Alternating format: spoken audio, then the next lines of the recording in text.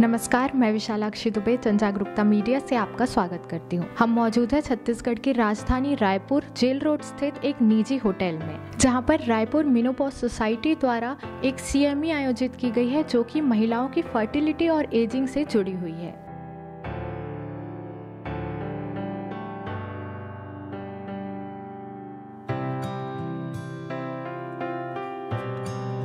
नमस्कार, आज हमारे साथ मौजूद है डॉक्टर सुषमा वर्मा और डॉक्टर रश्मि कुमार, जो कि स्त्री रोग विशेषज्ञ और इनफर्टिलिटी स्पेशलिस्ट है। तो सुषमा वर्मा हूँ, मैं डायरेक्टर सर्वोदय हॉस्पिटल हूँ और मैं रायपुर मेनोपॉज सोसाइटी की प्रेसिडेंट हूँ। और हम लोगों ने यहाँ पर रायपुर मेनोपॉज सोसाइटी के अंडर एक कार्यशाला का आयोजन किया था, जिसमें हम लोगों ने मेनली यह बताने की कोशिश की थी कि बढ़ती उम्र के साथ महिलाओं को प्रेगनेंसी लेने में क्या दिक्कत जा सकती है। अगर वो प्रेग्नेंट हो भी जाती हैं तो उससे उनके शरीर में क्या बदलाव आते हैं और उनको क्या खतरे होते हैं।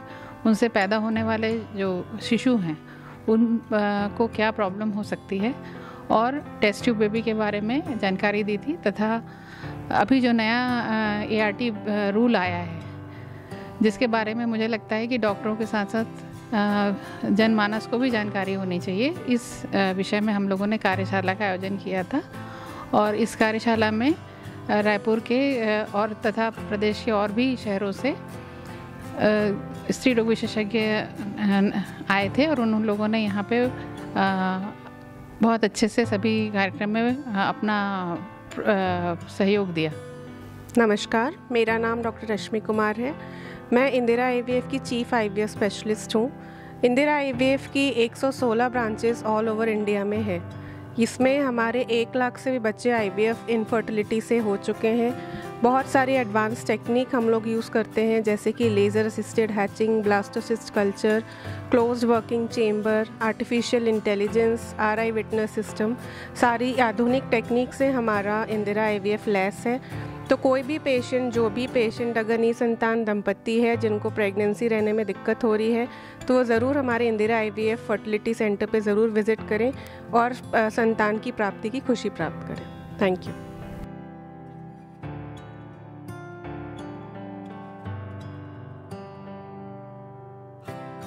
मैम, आज जो ये CME हुआ है, इससे रिलेटेड मैं आपसे कुछ जानकारियाँ चाहूँगी फर्टिलिटी एंड एजिंग के ऊपर। आजकल देखा जा रहा है कि महिलाओं में बांझपन काफ़ी ज़्यादा है, तो इस पे आप बताइए कि ये समस्या क्यों आ रही है। समय के साथ डेफिनेटली पहले की अपेक्षा बांझपन की समस्या बढ़ती चली जा रही है। पूरे भारत में आज के समय में हर 6वीं महिला बांझपन से ग्रसित है। और ये इसमें जो मुख्य कारण है वो है लेट मैरिजेस। आजकल लोग क्योंकि पढ़ाई करते हैं और फिर अपना करियर बनाते हैं, उसकी वजह से वो शादी लेट करते हैं या फिर बच्चे पैदा करने के लिए अपनी प्रेगनेंसी को लेट करते हैं। उस वजह से शरीर में अंडाणु की संख्या, जो कि समय के अनुसार हर महिला में कम होती है, चाहे शादी हो या ना हो, उस वजह से अंडाणु की संख्या और क्वालिटी में कमी होने की वजह से बांझपन की समस्या जो है बढ़ती चली जा रही है। और साथ में साथ आजकल हमारी जीवन शैली में बहुत सारे ऐसे बदलाव आ गए हैं, जिसकी वजह से लोगों को हार्मोन्स की गड़बड़ी, मोटापा और ओव्यूलेशन में तकलीफ़, ये सब भी समस्याएं होती चली जा रही हैं।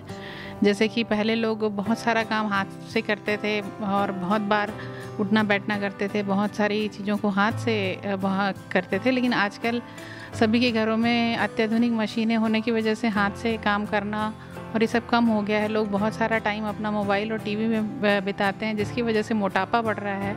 उसकी वजह से ब्लड प्रेशर, शुगर और थायराइड जैसी बीमारियां, मोटापा, ये सब बढ़ने की वजह से ओव्यूलेशन में प्रॉब्लम आ रही है। इस वजह से ओवरऑल प्रेगनेंसी बच्चा गर्भधारण की क्षमता कम होती चली जा रही है।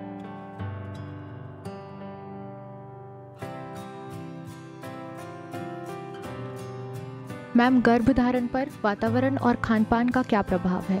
गर्भधारण पर खानपान और वातावरण का बहुत अधिक प्रभाव पड़ता है। जैसे कि हम ये बोलते हैं कि माँ जो भी खाती है उसका प्रभाव बच्चे पर आता है। माँ जो भी माँ के वातावरण में जो भी होता है, चाहे वो अच्छी चीज़ें हो या बुरी चीज़ें हो, उसका असर बच्चे पे आता है। तो माँ का खान पान प्रेगनेंसी या उसके पहले भी बहुत ज़रूरी है। जैसे कि कोई महिला अगर प्रेग्नेंट होना चाह रही है तो उसको अपने खान पान में पहले से ही थोड़ा ध्यान देना चाहिए। उसको खान पान में मीठा कम और जो जंक फूड है उसको कम करना चाहिए। और अगर वज़न उसका ज़्यादा है तो उसको वज़न को भी कम करके एक उचित वज़न पर आना चाहिए। उनको अपने लाइफस्टाइल में इस तरह के बदलाव लाने चाहिए जिससे डेली एक्सरसाइज वगैरह करें, व्यायाम करें। व्यायाम किसी भी प्रकार का हो सकता है, जैसे योगा हो सकता है, जुम्बा हो सकता है, नॉर्मल चलना फिरना हो सकता है, या फिर और भी किसी तरह की डांसिंग या रनिंग, इस तरह की एक्सरसाइज भी करके डेली व्यायाम को अपनी जीवन शैली में लाना चाहिए।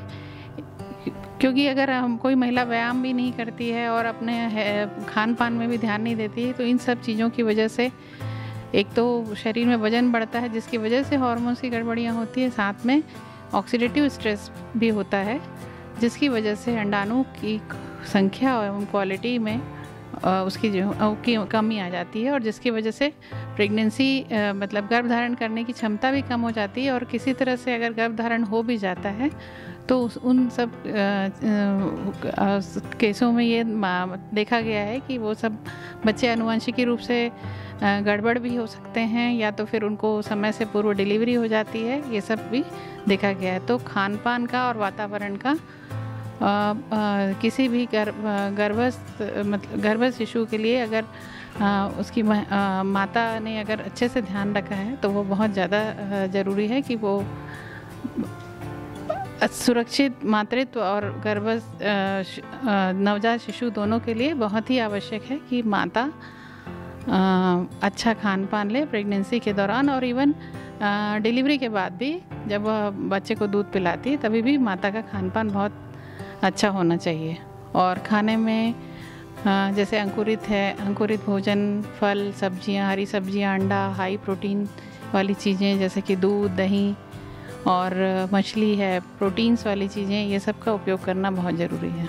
गर्भावस्था के दौरान खान पान और वातावरण का बहुत ही आवश्यक प्रभाव बच्चे पर पड़ता है। हमारे खान पान में ये बहुत ज़रूरी है कि हमें लो कैलोरी फूड लेना चाहिए, हमें प्रोटीन ज़्यादा लेना चाहिए, हमें अपने खान पान में अंकुरित भोजन, हरी सब्जियां, फल, दालें, हाई प्रोटीन जैसे कि अंडा है, मछली, दूध, दाल, दही, इन सब चीज़ों का उपयोग हम करें। जंक फूड का उपयोग कम करें क्योंकि जंक फूड से खान पान में एक तो मोटापा भी बढ़ता है, दूसरा हार्मोन्स की गड़बड़ियाँ भी होती हैं इन दोनों कारणों से अंडाणु की संख्या कम होती है और उसकी क्वालिटी में भी फ़र्क पड़ता है। साथ में मोटापा बढ़ने से और जंक फूड के उपयोग अधिक करने से ब्लड प्रेशर और शुगर और थायराइड जैसी बीमारियों से भी महिलाएं ग्रसित हो जाती है जिनका असर भी बच्चे पर पड़ता है। तो हमें एक तो खान पान का और दूसरा हेल्दी लाइफस्टाइल का बहुत ध्यान रखना चाहिए। हमें अपने दिनचर्या में व्यायाम को बिल्कुल शामिल करना चाहिए। व्यायाम किसी भी प्रकार के हो सकते हैं, जैसे कि आप योगा कर सकते हैं, जुम्बा कर सकते हैं, डांसिंग कर सकते हैं, रनिंग कर सकते हैं, साइकिलिंग कर सकते हैं या सिर्फ चल सकते हैं, जो भी है। लेकिन हमारी रोज़ की दिनचर्या में व्यायाम का बहुत अधिक महत्व है और खान पान और व्यायाम का दोनों का जो प्रभाव हमारे अंडाणु की क्वालिटी में पड़ता है उससे डेफिनेटली हमारे गर्भस्थ शिशु के हेल्थ में भी प्रभाव पड़ता है। नॉर्मली किसी भी महिला का जो मासिक धर्म है करीब 45 से 51-52 साल के बीच में बंद होता है। एवरेज एज हमारे भारत में एवरेज एज जो है मीनोपॉज की या रजोनिवृत्ति की वो 47 ईयर्स है। लेकिन अगर यह महिला का मासिक धर्म 40 साल से पहले ही अगर बंद हो जाता है तो उसको प्रीमैच्योर ओवेरियन फेलियर कहा जाता है। इसका मुख्य कारण है शरीर में अंडाणु की संख्या इतना कम हो जाना कि जिसकी वजह से महीना ही बंद हो जाता है। लेकिन इसमें जो कारण है, जो मुख्य कारण है कि क्यों हमारे शरीर में अंडाणु की संख्या इतनी कम हो गई कि वो समय से पहले महीना आना ही बंद हो गया, उसका मेन इसमें कारण होता है genetic factors and environmental factors. Genetic factors मतलब आनुवंशिकी की गड़बड़ियाँ, जैसे कि अगर किसी की माता का फेलियर अगर जल्दी हुआ हो तो माता का अगर महीना जल्दी बंद हो गया हो तो उसमें बच्चे के भी जो है, अगर वो लड़की है और तो उसका भी महीना जल्दी बंद हो जाता है। साथ में कुछ हमारे खान पान में अगर तकलीफ़ है, ज़्यादा हम कोई दवाई ले रहे हैं, जैसे हम शुगर की, ब्लड प्रेशर की, थायराइड की दवाइयाँ रेगुलर ले रहे हैं, अगर वो अनकंट्रोल्ड हैं मोटापे की वजह से, या शराब का उपयोग करना, या तम्बाकू, किसी भी प्रकार में तम्बाकू का उपयोग करना, इन सब कारणों से भी प्रीमेच्योर ओवेरियन फेलियर होता है। और बहुत कॉमन है आजकल कि सर्जरी होना, सर्जरी चाहे वो बच्चेदानी की सर्जरी हो या अंडाशय की सर्जरी हो, इन दोनों ही केसेस में महिला का मासिक धर्म बंद हो सकता है, और वो भी प्रीमेच्योर ओवेरियन फेलियर की कैटेगरी में ही आता है।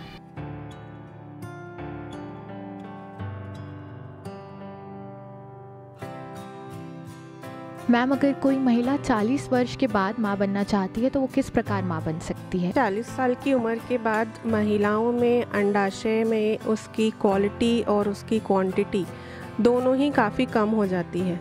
महिलाओं के अंडाणु की क्वांटिटी और क्वालिटी जब ख़राब होना शुरू हो जाती है, धीरे धीरे कम होना शुरू हो जाती है, तो नेचुरल प्रेगनेंसी रहने में भी काफ़ी दिक्कत होती है। इसीलिए कहा जाता है कि जितनी यंग एज में प्रेगनेंसी वो प्लान कर लें उतना अच्छा रहेगा, ताकि उनकी क्वालिटी और क्वांटिटी ऑफ अंडाणु वो दोनों ही अच्छे रहें और प्रेगनेंसी रहने में भी ज़्यादा उनको तकलीफ़ ना हो। 40 साल के बाद हमने अक्सर देखा है कि प्रेगनेंसी रहने में जो तकलीफ़ होती है, तो फिर हमको कोई एडवांस टेक्निक्स का सहारा यूजुअली लेना पड़ता है जिससे कि उनकी प्रेगनेंसी रुके। जैसे कि एक प्रोसीजर होती है जिसको ओव्यूलेशन इंडक्शन कहते हैं। कुछ दवाओं द्वारा उनके अंडों को रखना चाहिए, ये सब हम डॉक्टर सोनोग्राफी द्वारा उनको गाइड कर सकते हैं। अगर कुछ 3 से 4 साइकिल हम नॉर्मल ट्रीटमेंट करने के बाद में भी अगर उनका प्रेगनेंसी नहीं रुक रहा है, तो उसके आगे का ट्रीटमेंट, एडवांस ट्रीटमेंट, जिसको IUI या कृत्रिम गर्भधारण में हम क्या करते हैं, हम हस्बैंड का सीमेन सैंपल प्रिपेयर करके उसको औरत की बच्चेदानी में हम शुक्राणु को ही डायरेक्टली इम्प्लांट कर देते हैं। इससे भी प्रेगनेंसी रहने की संभावना काफ़ी अच्छी हो जाती है। 3 से 4 IUI साइकिल्स करने के बाद में भी अगर प्रेगनेंसी नहीं रुक रही है, तो हमको सबसे एडवांस ट्रीटमेंट में जाना पड़ता है, जिसको IVF या टेस्ट ट्यूब बेबी कहा जाता है, जिसमें औरतों के अंडे बाहर निकाले जाते हैं, हस्बैंड के शुक्राणु से मिला के बच्चा बनाया जाता है, एम्ब्रियो बनाया जाता है, और इस एम्ब्रियो को फिर औरत की बच्चेदानी में डाल दिया जाता है। इससे प्रेगनेंसी रहने की संभावना काफ़ी अच्छी होती है। तो ये सारे एडवांस ट्रीटमेंट अगर यूज़ करके चलेंगे तो 40 साल के बाद में भी औरतों का माँ बनना संभव है।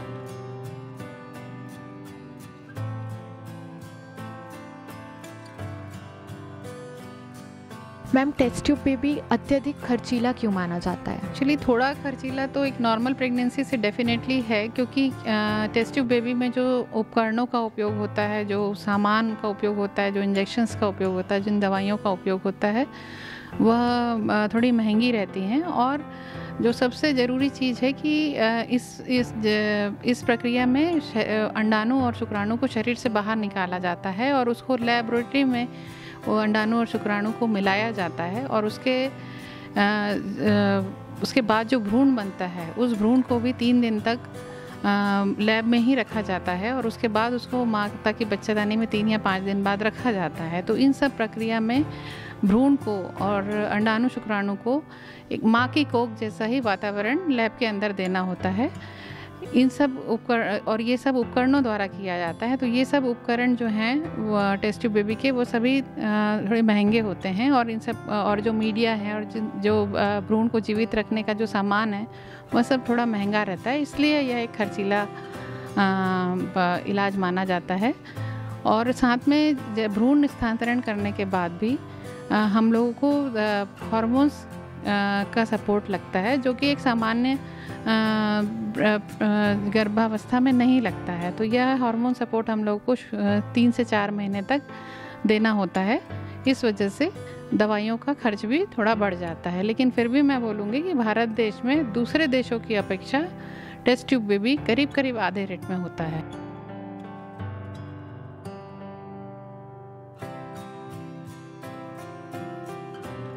बेबी की डिलीवरी ऑपरेशन से ही होती है, तो ये कितना सत्य है? देखिए, जब पेशेंट का टेस्ट ट्यूब बेबी होता है तब बहुत सारी उनके शरीर में कुछ तो प्रॉब्लम है, अंडा ठीक से नहीं बन रहा है या शुक्राणु नहीं बन रहा है या एम्ब्रियो ठीक से नहीं बन पा रहा है, इसीलिए प्रेगनेंसी नहीं लग पा रही है। तो काफ़ी ट्रीटमेंट से वो ऑलरेडी गुजर चुके रहते हैं जब वो टेस्ट ट्यूब बेबी तक पहुंचते हैं। जब टेस्ट ट्यूब बेबी में उनको प्रेगनेंसी लगती है तो उनके एज ज़्यादा हो जाती है, बहुत सारे रिस्क फैक्टर भी काफ़ी बढ़ जाते हैं। बच्चे की हमको डिलीवरी के बारे में भी वैसे ही सोचना चाहिए कि जितना सेफली उसका डिलीवरी हो जाए, माँ और बच्चे पे कोई भी खतरा ना हो। तो ज़रूरी नहीं है कि सारी डिलीवरी सिजेरियन से ही होती है, नॉर्मल डिलीवरी भी की जाती है अगर सब चीज़ें नॉर्मल है तो। माँ का स्वास्थ्य, उसके कोई बीपी नहीं है, शुगर नहीं है, बच्चे में कोई रिस्क नहीं है, टाइम पूरा हो चुका है डिलीवरी का, पूरे 36 हफ्ते क्रॉस हो चुके हैं, अगर सब चीज़ें नॉर्मल हैं तो फिर नॉर्मल डिलीवरी भी की जाती है। ज़रूरी नहीं है कि सिजेरियन का ही हमेशा ज़रूरत पड़ता है।